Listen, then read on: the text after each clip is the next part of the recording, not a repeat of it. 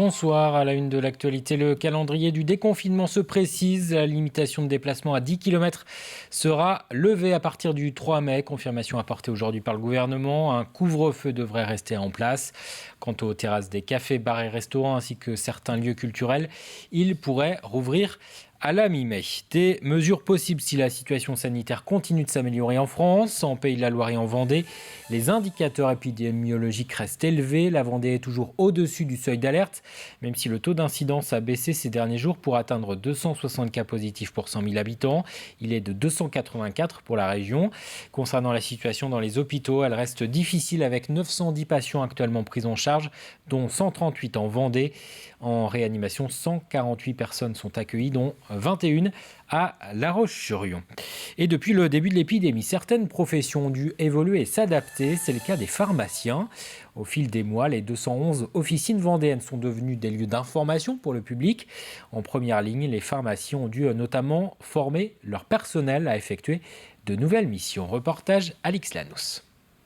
Et donc vous êtes cas contact, donc là ce sera le test à J0, en fait le test tout de suite. Des appels comme celui-ci pour une demande de test antigénique, cette préparatrice en pharmacie en reçoit plusieurs par jour.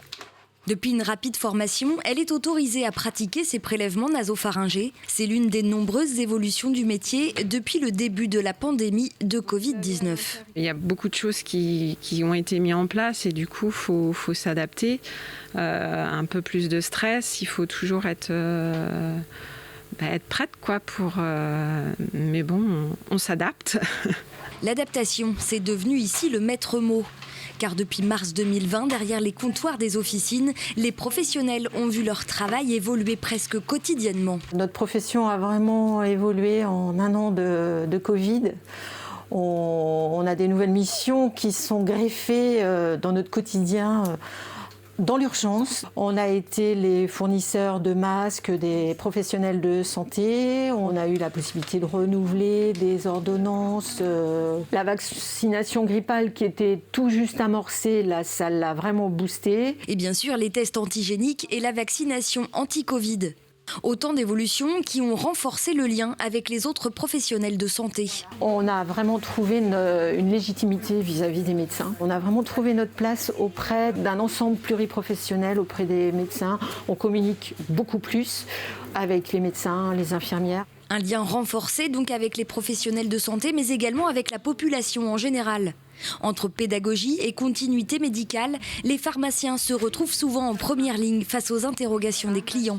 On nous appelle beaucoup plus pour avoir des infos, parce que les médecins ne sont pas toujours accessibles. C'est vrai qu'ils nous appellent beaucoup plus facilement, donc je vois ça comme une relation de confiance qui s'affirme en fait. Le centre de vaccination, les appeler, mais n'appelez pas à 8h du matin. Pour la population, la proximité territoriale et l'accessibilité des officines font aujourd'hui des pharmaciens des interlocuteurs privilégiés. Au chapitre économie, le confinement influence certains secteurs comme celui des jeux. En Vendée, la société Cadetel, spécialisée dans les jeux de plein air, est affectée par la fermeture des rayons jugés non essentiels dans les magasins, mais elle connaît un pic sur ses ventes en ligne. En revanche, pour les magasins de jeux vidéo qui peuvent rester ouverts, les clients sont rares. Reportage Pierre Dalicieux, Alexia Janet. Ce fabricant et distributeur de jeux de plein air, bien connu du grand public, connaît un coup d'arrêt de ses ventes. Depuis la fermeture des magasins et rayons dits non essentiels, la majeure partie de son chiffre d'affaires désormais se fait sur Internet. Des ventes en ligne plus importantes et un pic d'activité qui arrive cette année plus tôt que d'habitude. En temps normal, on va dire que cette période-là, c'est une période où on a les ventes qui progressent doucement, mais sûrement, et avec un pic sur le mois de juin, juillet et août, avec vraiment la partie estivale. Là, le pic s'avance un petit peu plus tôt que d'habitude, avec des augmentations dès le mois de mai, voire même le mois d'avril, là, selon les différentes, la météo, différents facteurs, la météo, puis aussi les informations qu'on aura sur une sortie de confinement. Ici, on prépare le déconfinement en prévoyant du stock pour les enseignes qui rouvriront. Le gérant de cette entreprise commence à avoir l'habitude. On a vécu aussi déjà un confinement l'année dernière au printemps sur la même période, avec une sortie de confinement, comme je le disais tout à l'heure, très très forte. Obligatoirement, on prévoit une sortie de confinement également forte cette année, de façon à pouvoir avoir du stock suffisant et répondre présent auprès de nos clients. Ce vendeur de jeux vidéo, lui, est considéré comme commerce essentiel. Une bonne nouvelle au début pour ce commerçant qui a vite déchanté. Car s'il est autorisé à rester ouvert, les clients, eux, se font très rares. Si on est magasin essentiel, eh bien forcément on est censé être ouvert, donc pas avoir d'aide. Donc c'est double peine pour nous là, pour le coup. Donc non seulement on est ouvert, on ne rentre pas d'argent pour payer nos charges et charges fixes, et on n'a pas d'aide. Donc comment ? Eh bien on pioche dans la trésorerie jusqu'à temps qu'on n'en puisse plus. Je suis régulièrement avec des commerçants qui viennent au magasin ou au téléphone qui n'ont pas le moral, du tout. Le marché du loisir, un secteur d'activité qui n'échappe pas à la crise. Les professionnels attendent comme tout le monde avec impatience une levée des restrictions. Focus à présent sur l'entreprise Pédicap. Elle fait partie des 10 sociétés en France spécialisées dans la pédicure des caprins. Elle s'occupe des troupeaux de 150 éleveurs. L'entreprise vendéenne se déplace pour entretenir les sabots des chèvres, ce qui permet d'améliorer leur bien-être et sur le long terme d'augmenter leur production de lait. Explication, Cyril Guillet. Dans cet élevage, ce sont 400 chèvres qui attendent de pied ferme leur pédicure. Depuis 4 ans, Sylvie Gouraud et Marie Bourrigaud sillonnent le Grand Ouest pour offrir leurs services auprès des éleveurs. Si aujourd'hui, elles donnent l'impression d'avoir fait ça toute leur vie, rien ne les prédestinait à exercer cette profession. Moi j'étais dans le milieu du sport avant, Marie était chef pâtissière et puis voilà, on aime beaucoup les animaux l'une comme l'autre et il y a une forte demande. On est très peu en France à exercer cette profession-là. Donc on était dans une entreprise avant et puis on s'est dit un jour pourquoi pas créer notre propre entreprise. Donc là au final on utilise des cages de contention. Comme ça, la chèvre elle se retrouve en position assise et puis pour nous, c'est plus pratique aussi de travailler en hauteur. On a bien l'angle du pied. À l'aide d'un sécateur à vigne avec une lame adaptée, sur chaque patte, les 2 onglons sont coupés. On demande l'aide des éleveurs pour les maintenir en fait, tenir la tête juste pour les rassurer. Après, elles restent environ une quarantaine de secondes dans la cage. Donc elles restent pas longtemps, mais c'est vrai que le fait de les maintenir, ça les rassure aussi, quoi. C'est pas une position qu'elles ont l'habitude d'avoir au final, quoi. Mais ça les perturbe pas plus que ça. Jean-François Nobiron fait appel à leur service une fois par an, une intervention nécessaire pour le bien-être de ces animaux. Sinon, c'est nous qui le faisons, mais on ne peut pas faire ça en une journée. Il y a certains élevages qui le font, ils font 10-15 chèvres par jour, voire un peu plus. À toutes les 3, en moyenne, elles partent 150 chèvres en 1 heure. Un métier qui les passionne et qui leur a fait découvrir un nouvel univers. Le contact avec les éleveurs et la proximité avec les animaux. Le fait aussi qu'on forcément on est à notre compte, donc on peut aussi organiser nos journées.